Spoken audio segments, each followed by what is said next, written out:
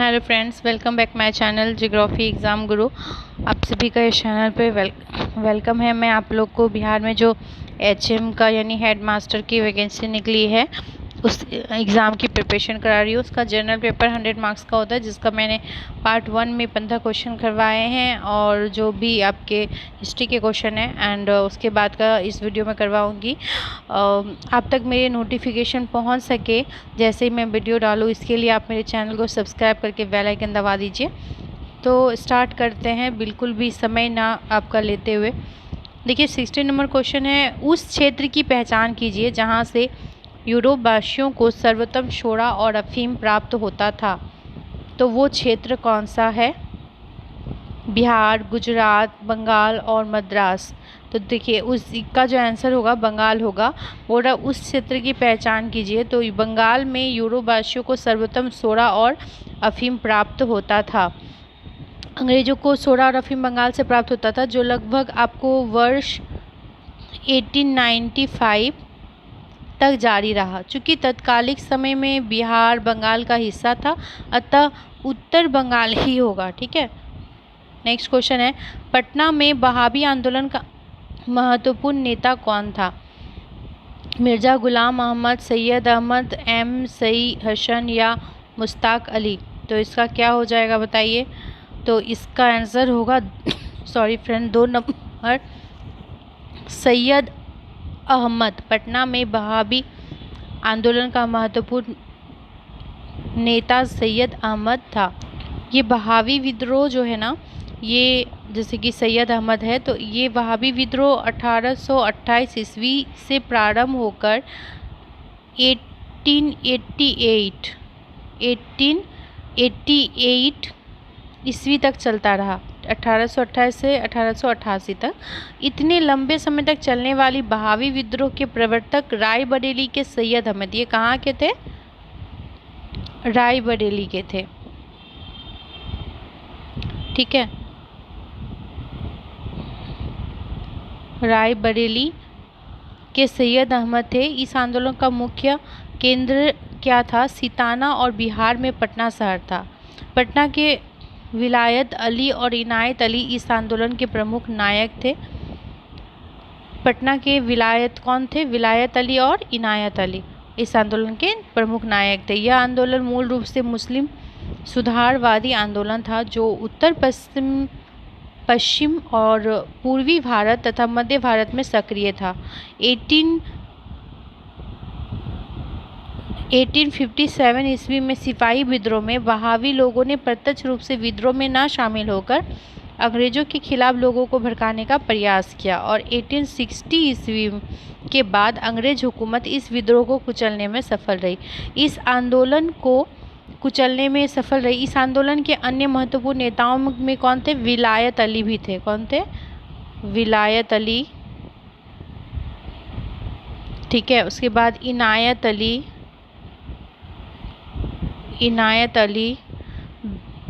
उसके बाद आपका अली मौलवी, अब्दुल्ला आदि थे। वहाबी विद्रोह के बारे में यह कहा जाता है कि 1857 ईस्वी के विद्रोह की तुलना में कहीं अधिक नियोजित, संगठित और ये सुव्यवस्थित था।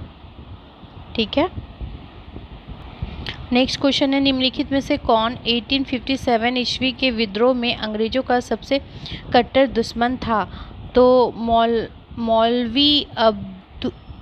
मौलवी अहमदुल्ला शाह, मौलवी इमदादुल्ला, मौलाना फजले हक खैराबादी या नवाब लियाकत अली। तो देखिए जो 1857 के विद्रोह में अंग्रेजों का कट्टर दुश्मन कौन था? इसका आंसर क्या हो जाएगा? मौलवी अहमदुल्ला शाह। 1857 में विद्रोह में फैजाबाद के प्रसिद्ध, ये कहाँ के थे? फैजाबाद के थे। फैजाबाद। ठीक है, फैजाबाद के अहमदुल्ला शाह अंग्रेजों के कट्टर दुश्मन के रूप में जाने जाते हैं। वे अपनी शक्ति और साहस के लिए प्रसिद्ध थे। नेक्स्ट क्वेश्चन है, बॉयकॉट और स्वदेशी आंदोलन के समर्थक में किस स्थान में गोल्डन लीग नामक संस्था की स्थापना हुई थी? तो देखिए इसका आंसर है पटना, मुजफ्फरपुर, रांची, देवघर। तो इसका क्या हो जाएगा आंसर 19 का? तो इसका आंसर होगा 4 देवघर।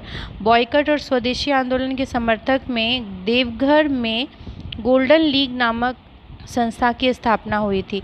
देखिए, स्वदेशी आंदोलन भारत का जो वाइस राय लॉर्ड कर्जन द्वारा, किसके द्वारा? लॉर्ड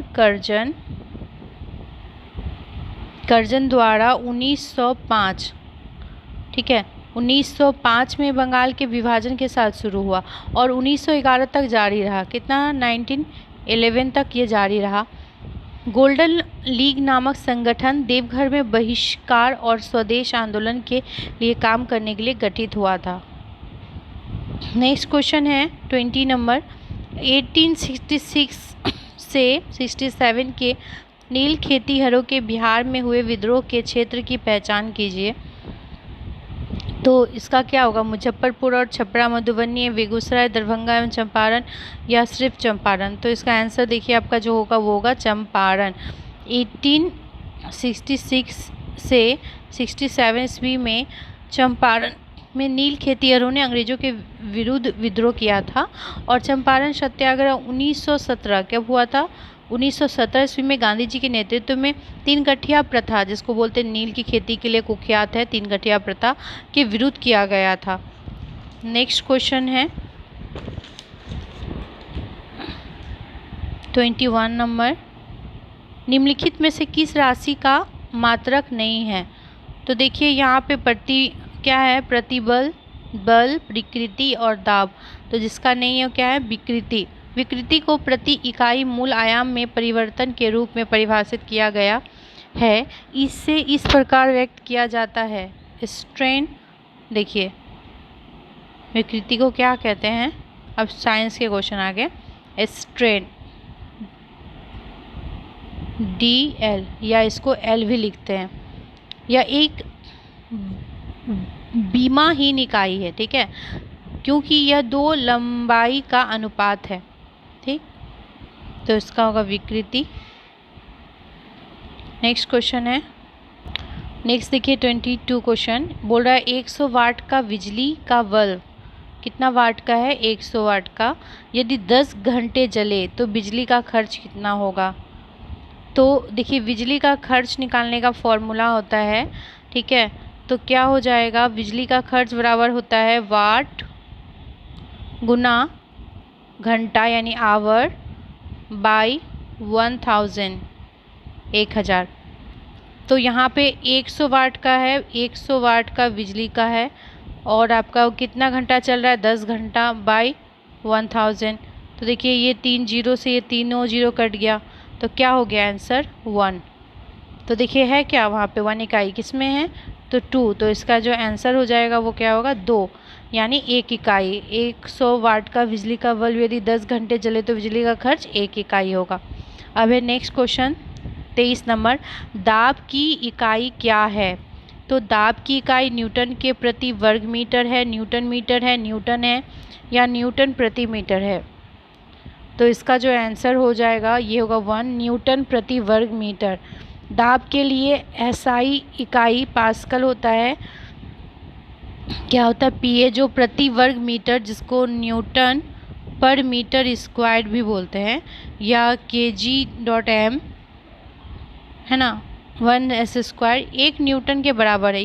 यूनिट के लिए यह नाम जो है क्या हुआ था? सॉरी 1971 में जोड़ा गया था। इससे पहले एसआई में दबाव केवल प्रति वर्ग मीटर न्यूटन में व्यक्त किया गया था, ठीक है। तो तब इसका आंसर न्यूटन प्रति वर्ग मीटर हो गया दाब की इकाई। नेक्स्ट क्वेश्चन है, जब लाल, नीले और हरे प्रकाश के पुंज एक स्थान पर पड़ते हैं तब प्रकाश का रंग हो जाता है, कैसा होगा? प्रकाश का रंग बैंगनी, लाल, पीला, सफ़ेद। तो देखिए इसका आंसर क्या होगा? सफ़ेद। सॉरी, जब लाल, नीले, हरे प्रकाश के पुंज एक स्थान पर पड़ते हैं तब प्रकाश का रंग सफ़ेद हो जाता है, क्योंकि प्राथमिक रंगों जैसे कि हरा, नीला, लाल के मिश्रण से श्वेत वर्ण का प्रकाश उत्पन्न होता है। ये दो रंग जो है परस्पर मिलने से श्वेत प्रकाश उत्पन्न करते हैं, उन्हें क्या कहते हैं? पूरक रंग कहते हैं। क्या कहते हैं? जब दो रंग, उसको कहेंगे पूरक रंग। चूँकि वस्तुओं का अपना कोई रंग नहीं होता है, इसलिए वस्तुएं प्रकाश का कुछ भाग क्या करती है, परावर्तित करती है, और तथा कुछ भाग अवशोषित भी करती है। प्रकाश का परिवर्तित भाग ही वस्तु का रंग निर्धारित करता है। कोई वस्तु जिस रंग में दिखाई मान लीजिए देता है, तो वह वास्तव में श्वेत प्रकाश के सातों रंगों में से केवल उसी रंग को परावर्तित करती है। शेष सभी रंग को वो क्या कर लेती है, अवशोषित कर लेती है। जो वस्तु सभी रंगों को परावर्तित कर देती है वह श्वेत दिखाई देती है, क्योंकि सभी रंगों का मिश्रण प्रभाव श्वेत होता है। इस प्रकार जो वस्तु जो सभी रंगों को अवशोषित कर लेती है और किसी रंग को परावर्तित नहीं करती है, वह काली दिखाई देती है। नेक्स्ट क्वेश्चन है 25 नंबर। वायु एक क्या है, यौगिक है, तत्व है, मिश्रण है या विद्युत अपघटय है? तो बताइए वायु जो है वो क्या है? तो वायु जो है वो क्या है, वायु एक मिश्रण है। क्या है, मिश्रण। वैसा पदार्थ जो दो या दो से अधिक तत्वों या यौगिकों के किसी भी अनुपात में मिलाने से प्राप्त होता है, उसको मिश्रण कहते हैं।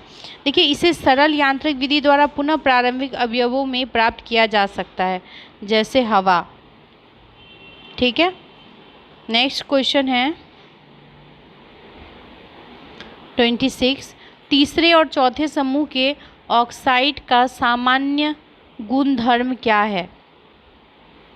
बेसिक और एसिडिक, मतलब उभयधर्मी। बेसिक 3 नंबर एसिडिक या 4 नंबर उपयुक्त सभी। तो बताइए क्या हो जाएगा? तो इसका जो होगा, बोला तीसरे और चौथे समूह के ऑक्साइड का सामान्य गुणधर्म जो है वो क्या है,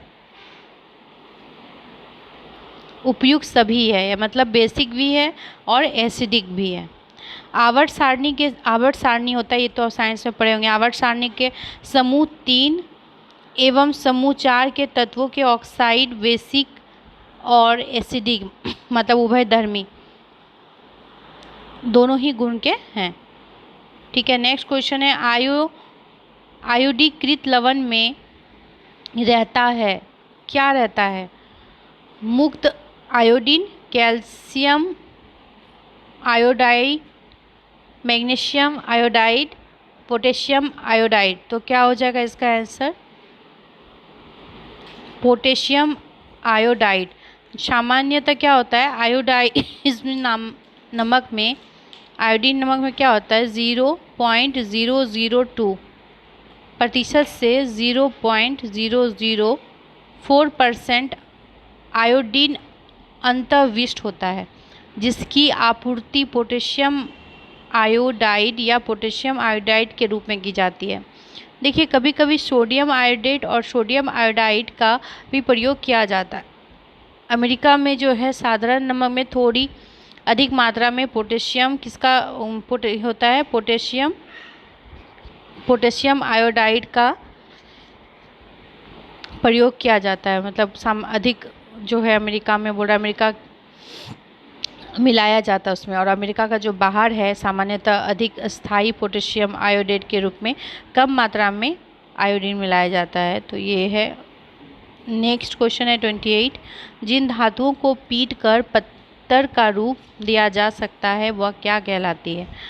उसको क्या कहेंगे? लचीली, सुनम्य, तन्य या भुरभुरी? तो क्या हो जाएगा बताइए? सुनम्य। जिन धातुओं को पीटकर पत्थर का रूप दिया जाता है वह सुनम्य कहलाता है। देखिए, जो धातुएं सामान्यतः क्या होती है, कठोर होती है। क्या होती है? धातुएं सामान्यतः कठोर होती है। प्रत्येक धातु की कठोरता अलग अलग होती है। कुछ धातुओं को पीटकर पतली चादर बनाया जा सकता है। इस प्रकार गुणधर्म को आधातवर्ध्यता कहते हैं। देखिए, इसको हिंदी में मैं दिखाती हूँ आपको, क्या कहते हैं।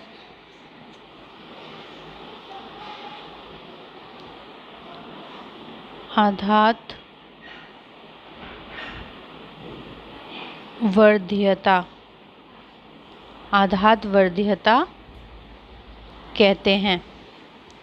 धातु के पतले तार के रूप में खींचने की क्षमता को तन्यता कहते हैं। अब देखिए यहाँ पे जैसे दिया हुआ है तन्य, है ना, या तन्यता, ये किसको कहते हैं? धातु के पहले धातु के पतले तार के रूप में खींचने की जो क्षमता होती है, ठीक है, खींचने की मान लीजिए धातु है दोनों तरफ, उसकी क्षमता को हम तन्यता कहते हैं। और सोना सबसे अधिक तन्य धातु है। 1 ग्राम सोने से 2 किलोमीटर लंबा तार बनाया जाता है। सोचिए 1 ग्राम सोना से आप 2 किलोमीटर लंबा तार बना सकते हैं। सबसे ज़्यादा तन्य धातु कौन सा है? सोना है। नेक्स्ट है, प्रयोगशाला में सर्वप्रथम डीएनए का संश्लेषण किया था। प्रयोगशाला में सोने का सबसे पहले डीएनए का संश्लेषण सबसे पहले किसने किया था? तो देखिए इसका होगा खुराना ने। प्रयोगशाला में पहले डीएनए का संश्लेषण डॉक्टर हरगोविंद खुराना ने किया था। इसके लिए उन्होंने वर्ष 1968 में नोबेल पुरस्कार भी प्रदान किया गया था। किनको? हरगोविंद खुराना को। नेक्स्ट क्वेश्चन है, किसी संतति के पैतृक गुण की पहचान निम्नलिखित तकनीक से की जाती है। तो किस तकनीक से की जाती है बताइए? तो इसका जो हो जाएगा होगा डीएनए और डीएनए फिंगर प्रिंटिंग। किससे की जाती है? डीएनए फिंगर प्रिंटिंग के द्वारा संतति के पैतृक गुण की पहचान की जाती है। इसका मुख्य आधार प्रत्येक मनुष्य में पाया जाने वाला डीएनए, ठीक है, क्या है? डीएनए पुनरावृत्ति का असमान होना है। यहाँ तक कि क्लोनिंग से प्राप्त बच्चों का डीएनए पैटर्न भी अलग होता है। इसलिए इस जैविक विलक्षणता का उपयोग मनुष्य की पहचान सुनिश्चित करने के लिए किया जाता है। देखिए नेक्स्ट क्वेश्चन है 31, सौर ऊर्जा एटीपी में बदलती है। तो एटीपी में किसको बदलती है? माइटोकॉन्ड्रिया में, क्लोरोप्लास्ट में, राइबोसोम में, किस में बदलती है? तो देखिए था इसका जो हो जाएगा 2 नंबर होगा, क्लोरोप्लास्ट में। सौर ऊर्जा एटीपी में बदलती है क्लोरोप्लास्ट में। पौधों में क्या होता है ना, पौधों में प्रकाश संश्लेषण की प्रक्रिया में कार्बनिक यौगिकों और ऑक्सीजन उत्पन्न करने के लिए सौर ऊर्जा यानी क्या क्या लगता है? पानी, ठीक है, पानी और कार्बन डाइऑक्साइड का उपयोग करने वाले चरणों और प्रतिक्रिया की एक श्रृंखला शामिल है। प्रतिक्रिया के 2 मुख्य सेट है। पहला है ऊर्जा पारगमन प्रक्रिया। क्या है? पहला है ऊर्जा पारगमन प्रक्रिया और दूसरा क्या है? कार्बन निर्धारण प्रक्रिया। क्या है? कार्बन निर्धारण प्रक्रिया, ठीक है, ये 2 प्रक्रिया है। सौर ऊर्जा को प्रकाश प्रक्रिया के दौरान क्लोरोप्लास्ट में के ग्रेना में एटीपी में परिवर्तित किया जाता है। प्रकाश प्रतिक्रिया के अन्य उत्पाद ऑक्सीजन और एनडीपीएच है, ठीक है। नेक्स्ट क्वेश्चन है 32, पचा हुआ भोजन किसकी दीवार द्वारा अवशोषित किया जाता है? तो पचा हुआ जो भोजन है वो किसके द्वारा किया जाता है? इलियम। किसके द्वारा? बचा हुआ भोजन किसकी दीवार द्वारा अवशोषित किया जाता है? तो इलियम द्वारा किया जाता है। इसका हो जाएगा 4। इलियम क्या है? इलियम छोटी आंत का भाग है। किसकी है? छोटी आंत का इलियम भाग है। और इलियम की दीवार की भीतरी सतह पर अंगुली नुमा संरचना पाई जाती है, जिसे क्या कहते हैं? आंत्ररसांकुर। क्या कहते हैं? इंग्लिश में कहते हैं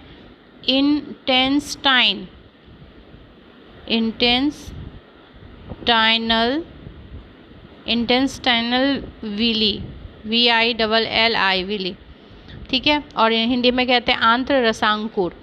यही संरचना पचे हुए भोजन को आंत की दीवार के अवशोषण सतह को बढ़ाते हैं। इस प्रकार पचे हुए भोजन का अवशोषण छोटी आंत में होता है, ठीक। नेक्स्ट क्वेश्चन है, मानव मस्तिष्क का कौन सा भाग भूख, प्यास और निद्रा का केंद्र है? किस भाग की वजह से हम लोग को भूख लगता है, प्यास लगता है? तो देखिए इसका है, बोल रहा है हाइपोथैलेमस, सेरिबेलम या सेरिब्रम। क्या होगा? इसका आंसर होगा सेरिब्रम। क्या होगा? सेरिब्रम के वजह से। सेरिब्रम मानव मस्तिष्क का सबसे महत्वपूर्ण और संवेदनशील भाग है, जो मस्तिष्क के निम्न भाग में स्थित होता है और मस्तिष्क का भूख, प्यास, निद्रा इत्यादि भावनाओं को केंद्रित करता है, ठीक है। नेक्स्ट है, निश्वसन के समय डायफ्राम हो जाता है। डायफ्राम क्या हो जाता है निश्वसन के समय? गुम्दाकार। निश्वसन के समय डायफ्राम हो जाता है, गुम्दाकार हो जाता है। निम्न में सबसे मीठी चीनी है। तो देखिए मीठी चीनी क्या है? मीठी चीनी इसका होगा फ्रुक्टोज। मीठी चीनी क्या है? फ्रुक्टोज। फ्रुक्टोज एक मूलभूत कीटोन मोनोसैकेराइड है जो कई पौधों में मौजूद होता है, जहां यह ज़्यादातर ग्लूकोज के साथ बंधा होता है, क्योंकि डाइसैकेराइड्स सुक्रोज बन सकते हैं। ठीक है, नेक्स्ट क्वेश्चन है 36। निम्न में कौन सा जलडमरू मध्य काला सागर और मरमरा सागर को जोड़ता है? तो ये देखिए, इसका जो हो जाएगा, बोल रहा है कौन सा जोड़ता है, तो ये होगा बास्फोरस जलडमरू मध्य जो है, बास्फोरस जलडमरू मध्य, ये काला सागर और मारमरा सागर को जोड़ता है तथा इस्तांबुल को तुर्की से अलग करता है। यह अंतर्राष्ट्रीय नौ परिवहन के लिए उपयोग की जाने वाली विश्व का सबसे छोटी जल संधि है, जबकि बेरिंग जल संधि जो है बेरिंग सागर को चुक्सी सागर से जोड़ती है। मलक्का जल संधि जो है अंडमान को किसे जोड़ती है? दक्षिणी चीन सागर से, तथा पाक जलडमरू मध्य जो है मन्नार और बंगाल की खाड़ी को जोड़ती है। तो फ्रेंड्स, नेक्स्ट वीडियो में मैं ज्योग्राफी के क्वेश्चन कराऊंगी। इसमें मैंने आपको कुछ हिस्ट्री के करवाए और कुछ साइंस के सारे क्वेश्चन करवाए प्रैक्टिस सेट के, और नेक्स्ट वीडियो में मैं आपको ज्योग्राफी का कराऊंगी। तो प्लीज़ कीप वॉचिंग, इस तरह देखते रहिए और मेरे चैनल को ज़्यादा से ज़्यादा लाइक शेयर एंड सब्सक्राइब करें। Thank you very much.